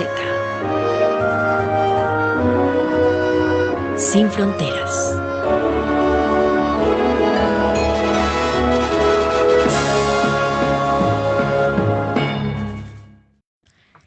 Y regresamos a esta hora con Laura Gabriel, nuestra periodista que cubre los temas minero-energéticos. Laura, buenos días. Kiara, muy buenos días para todo el equipo. Bueno, yo le comento que esta mañana la Superintendencia de Industria y Comercio, junto con el Ministerio de Minas y Energía, anunciaron una estrategia conjunta de inspección de vigilancia para garantizar la reducción de 500 pesos por galón en el precio de la gasolina. Según las entidades, con corte al pasado 4 de febrero, cerca de 25 ciudades principales se ha hecho una reducción aplicada en un promedio de 300 pesos, lo que evidencia un traslado parcial del ajuste. En la mayoría de los más de 1.100 municipios del país no existiría pues una justificación para aplazar la disminución total, por lo que debería pues reflejarse de inmediato. Y pues ante este panorama, la Superintendencia de Industria anunció operativos de verificación en todo el territorio nacional. También le comento que Gran Tierra Energy también anunció un intercambio de bonos 2029 por unas nuevas notas con vencimiento al 2031. La compañía anunció modificaciones en las condiciones de la operación, incluyendo un aumento de la tasa de interés de los nuevos instrumentos al 9,75%, la incorporación de un esquema de amortización y cambios en ciertas cláusulas financieras. Asimismo, le comento que el presidente de Ecopetrol, Ricardo Roa, dio luces del papel que va a cumplir la estatal petrolera pues en la reactivación de Venezuela, y dijo que empezaría por la recuperación de la infraestructura. También señaló que están atentos al levantamiento de las restricciones de la OFAC pues para trabajar pues en conjunto. Recordemos que cuando se reunió Gustavo Petro, el presidente Gustavo Petro con el presidente Donald Trump, Petro planteó que el crudo de Venezuela se refine acá en Colombia y salga por nuestros puertos, y que bajo ese esquema ganen 3 países: Colombia, Venezuela y el destino final. Y para concluir, que ahora le comento que en este momento pues debía estar iniciando la asamblea extraordinaria de la Junta Directiva de Ecopetrol, que estaba pues organizada para hoy, como ya dije, a las 8 de la mañana, pero evidentemente a las 8 de la mañana no va a iniciar. Esto está bastante retrasado, así que en contados minutos, quizás horas, todos nuestros lectores conocerán cómo queda la Junta Directiva, la propuesta pues para el periodo 2026 y 2029. El mal ejemplo se contagia. El jefe no llegó sino a la cita con su jefe, con su verdadero jefe a tiempo, ¿no? De resto, a los colombianos les vale. Bueno, entonces eso es lo que sucede, y eso es lo que está pasando con esto. O sea, lo citan a uno, ¿a qué hora será? 8 de la mañana, 8:03, y se prevé que la cosa, nada que va a comenzar a tiempo. Entonces, ¿algo más, Laura? No. No, señor. Efectivamente era a las 8, pero acá no hay luz de empezar. Exactamente. Bueno, doña Laura. Don William Varela, no, ni se emocione, porque eso del Consejo Electoral está ya muy pasado. En periódico de ayer. Necesito, es lo que acaba, leas entre líneas ese informe de la Contraloría, porque se perdió un poco de plata, más de 4.000 millones. Empecé a mirar, es un fondo para el arroz, y tiene que ver con una construcción que se desvió a una empresa privada de Fedearroz en Valledupar. Eso es gravísimo. Fondos que son públicos desviados a beneficio privado por unos señores que manejan además una bolsa en Colombia, ¿no? Entonces, muy complicado, y llorando que porque no hay plata para los problemas del arroz en Colombia y los precios y yo no sé qué. ¿Cómo fue esa historia, don William Varela? Hola, Héctor. Le cuento que me sacó del tema político, pero bien. Obviamente, porque eso es noticia de ayer. Esto es una decisión que ya está totalmente, y esa es la que hacen los otros medios. Acuérdense que ellos viven es de eso, nosotros vivimos de otras cosas. Como decimos en primera página con esta información, esta auditoría que acaba de revelar la Contraloría General de la República, la plata de los arroceros sí estaba ahí consignada en el fondo, pero adivinen, se la habían robado unos privados. La información que acaba de revelar la Contraloría dice que el presunto daño patrimonial con alcance disciplinario ha sido detectado porque los recursos contingentes del tema arancelario Colrice para el mejoramiento y adecuación de plantas de almacenamiento, secado y trilla del arroz se había quedado en manos de unos privados. Es propiedad de Fedearroz y la estaban manejando unos privados en el departamento del Cesar. O sea que la plata sí estaba, pero se la habían robado unos privados. La Contraloría dice que a través de su delegada del sector agropecuario realizó auditoría de cumplimiento a la Federación Nacional de Arroceros y a Colrice vigencia 2024, en la cual determinaron hallazgos por 4.037 millones de pesos. La auditoría tenía como objetivo evaluar la gestión. ¿Se acuerda que el año pasado cerraron el país los arroceros? Pues la plata sí estaba, pero no la tenían los productores que la estaban necesitando. El presunto daño patrimonial con alcance disciplinario se determinó por motivos de la ejecución de obras civiles con recursos del contingente arrocero. Obras civiles para el mejoramiento y adecuación de la planta de almacenamiento, secado y trillado de una población en Valencia, en Valledupar, en el departamento del Cesar, que está en manos de Fede Arroz. Esta situación genera un incremento injustificado del patrimonio en favor de un particular, con recursos de origen público, lo cual está expresamente prohibido de acuerdo con el desarrollo legal y jurisprudencial. Ahí le dejo el dato. Esto se debió a que, de conformidad con los criterios establecidos, estos recursos revisten carácter público, considerados como especiales y solamente para los colombianos que están necesitando estos dineros y que lamentablemente Fede Arroz los mandó para donde no era. Ahí se la dejo, Héctor. La plata de los arroceros sí está, pero se la esquilman en cositas. Ujú. en Bueno, otras sí. cositas, sí, señor. Bueno, no, Ahí se esto es Valencia. No, no me le voy a meter política a esto, que ya los otros están dedicados a eso. Lo que fue y no fue. Venga a ver, en Valencia, esto se llama Valencia de Jesús, se llama el sitio donde está la planta, y hay que meterles nombres, porque es que aquí en Colombia nos bueno, sí maneja acostumbramos, ese tema. bueno, es que aquí nos acostumbramos a los cuentos que no son, o sea, aquí no hay culpables, que Fede Arroz, que los arroceros y todo, y no damos nombres. Pues el presidente de la Junta Directiva de Fede Arroz, José Vargas Zárate, y el gerente general, que es Rafael Hernández Lozano, quien es uno de los mandamases de la Bolsa Mercantil de Colombia. Entonces, lloran por el cultivo del arroz, yo no sé qué, pero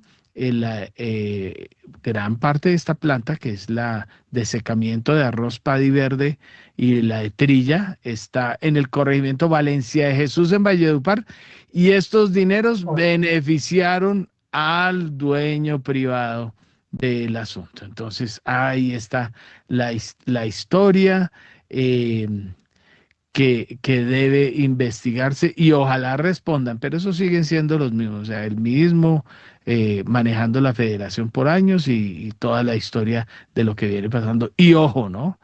Es el Fede Arroz uno de los principales accionistas de la bolsa y mandamás de la Bolsa Mercantil de ¿Le puedo Colombia. adicionar algo, Héctor? Hágale. Crearon una comisión especial en el Congreso con los congresistas de los departamentos arroceros. Y todos ellos están en campaña en estos momentos y pidiéndole voto a todos esos campesinos del sector arrocero. Y son los congresistas que defienden a los arroceros. Ahí está la comisión de arroceros, no ha pasado Acuérdese nada. que ellos no solamente piden arroz, sino que piden otras contribuciones para la campaña electoral. Entonces, esa es la verdadera historia. 8 de la mañana, 9 minutos, abrió el dólar, don Héctor. Hágale. A esta hora, abren los mercados en Colombia.